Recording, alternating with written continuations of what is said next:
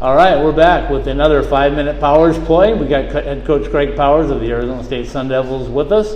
And coach, first of all, congratulations on the new contract extension. I know that's always a nice thing to have that stability, isn't it? Yeah, it's nice. And I'm thankful that our administration understands the steps and the process that we're putting into place every day to improve our program, and they believe in our plan, and we're executing it, and it's a day-by-day thing, but it's exciting, and we're ready to move forward. A couple things popped up, and I got to ask you about them. I talked to your communication specialist, Mitch Terrell, about it a little bit, but tell me a little bit about what you thought about the comments earlier about the Sun Devil Stadium and hockey there. It doesn't seem to make sense to me, but my gathering was it was more of an outside game type thing. Is that? No, we're considering playing permanently at Sun Devil Stadium. Just kidding. It's like a Winter Classic, novelty idea, and I think it's great. I think if we could pull it off, it'd be a big hit. They've had outdoor hockey in LA, and it went really well. And I've heard actually that was the best ice that the Winter Classic has had. So it's doable. And it'd have to be the right circumstance with the right opponent, I think, to make it happen. And I think it'd be really cool. I think it could be a big celebration of hockey in Arizona on many different levels, maybe even the NHL level. So I think it'd be outstanding, and it's something we would love to make happen. But it really has nothing to do with the arena construction. No, it's completely separate. A lot of people took that the wrong way. I think kind of ran with it. Yeah, I mean, if they think we're going to play permanently at Sun Devil Stadium, I don't know what to tell them. But you're going to pack 70,000 in there? That'd be nice. But no, it'd be a one-off type event, right? Like a Winter Classic type deal, and certainly nothing's in stone yet. But it's something that we're talking about and discussing internally, and we'll see if it pans out. And while we're on the topic, anything new and exciting to report on arena status at this point? No. Still working away at it? Yep. One day at a time. That's right. So, okay, let's get back to the on-ice stuff and the off-ice stuff. You had a week now to kind of get your bearings under you again from the travel. So how was the week off? Week was good. The guys had a really productive week last week. We focused on a few details that we need to clean up and really hone in on. And we've done it so far this week, and they've looked great. They're fresh. We're going to keep them fresh all week and keep every practice really short and to the point with points of emphasis that we want to cover going into the weekend. And they look great. So it's all about being focused and fresh going into this week. We're going to have to be in order to have any success against a really good team. And this week, for those that don't know, you'd have to be under a rock basically, but this is the first weekend you guys get to play at Gila River.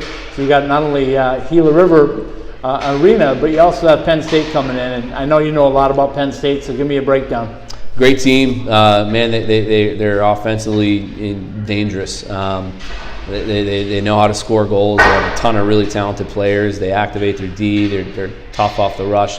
They funnel bodies and pucks to the net like nobody's business, and we're going to have to get great goaltending and play really good team defense and be focused to give ourselves a chance. So, but we're thrilled. I mean, the two newest NCAA programs playing here at Gila River, the Friday night games on the Pac-12 network. So we're excited about the weekend, and the guys are, you can tell, very, very pumped to get going and get out there.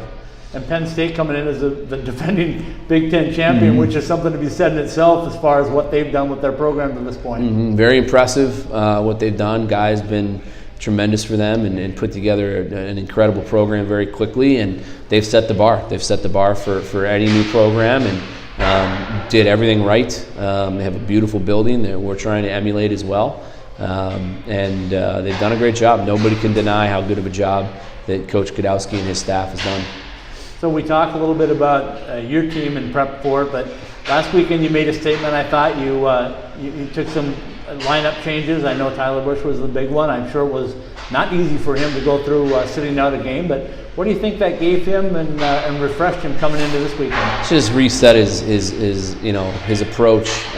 Bushy's one of our best players, and he's probably a future captain of this team, and he was taking some penalties that he can't take, and he understands how detrimental some of those offensive zone penalties are to his team now, and he got through it. It was tough. It was a really hard decision to make, but sometimes you have to take a step back to take 3 or 4 forward, and I think that's what we did together with that decision, Tyler and I, and we're ready to go. We're ready to move forward and have some success.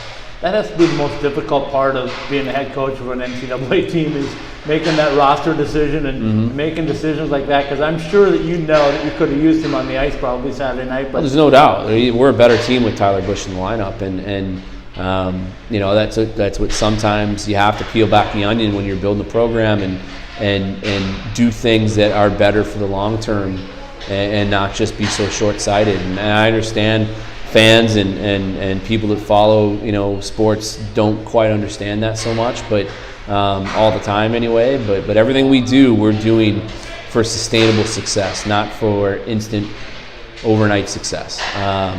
And we're going to get some wins this year. We have no doubt about it. But you know, what we did last weekend and the decisions that we make every day are in the betterment of the long-term interest of our program. you know, and last week was also a big week for you. It was early signing week, for a fall signing week, I should say, and you added some great players. Looks like the cupboards are getting a little more full, aren't they? Yeah, absolutely. We're adding some great talent. Every single one of those kids that we added fills a need that we have on the roster, and they do something that the guys on the roster don't. And that's not a knock on the guys on the roster. They're just different players, right? That add another dimension to our lineup. So we're building the roster year by year, and we'll be one step closer with adding those 4 guys. So when you add players like that, and obviously the next question is the depth part of it, do you ever get too much depth? You know, I mean, next year you're bordering probably a little more than you want, and that's just a result of literally having to bring in a little bit too many guys in that hybrid year that are now seniors. Right. But we'll get through it. We have a tight-knit group. They'll have to support each other. I mean, you'll see some programs out there that have 10 defensemen and 18 forwards, like Harvard, or there's a handful of others. And I think the ideal number for us long-term is, you know, right around 15 forwards and 8 defensemen. And next year, we're going to have a bigger roster. But it's a result of a larger senior class. We've managed our scholarship dollars very effectively, and I think that, you know, because we've been able to balance our classes. Our senior class is bigger than you want it, but our freshman and sophomore and junior class are completely balanced, and that's what you want. And that's, as you start a program, hard to do, and we've already done it. So again, we're making a decision for the betterment of the long term of our program, and having a little bit bigger of a roster than we want next year, because we want to have balanced classes moving forward, and we will. Let's wrap up talking a little bit about, I know it's getting ahead of ourselves a little bit, but we're doing a countdown for the Ice Vegas Invitational, and I know that's a lot of guys are looking forward to that tournament. Yeah. Not only in Vegas, but the quality of competition that's coming in there. Yep. So as you guys build towards that, tell me a little bit about your thoughts on Vegas hockey. I was up there, saw 18,000 at the Golden Knights game at the same time, about 1,900 at CNA for the UNLV game. So hockey in Vegas is picking up, isn't it? It's awesome. It's great to see. I mean, what the Knights are doing and the success that they're having. It certainly just infuses excitement into that whole city, and then what UNLV's, you know, doing with their program and building and having success, and great weekend against Minot State. It's impressive. You know, they're doing all the right things up there, and it's great for hockey out west. Coach, I appreciate your time as always, and we'll catch up with you again down at Gila River Arena this weekend. Sounds good. Thanks.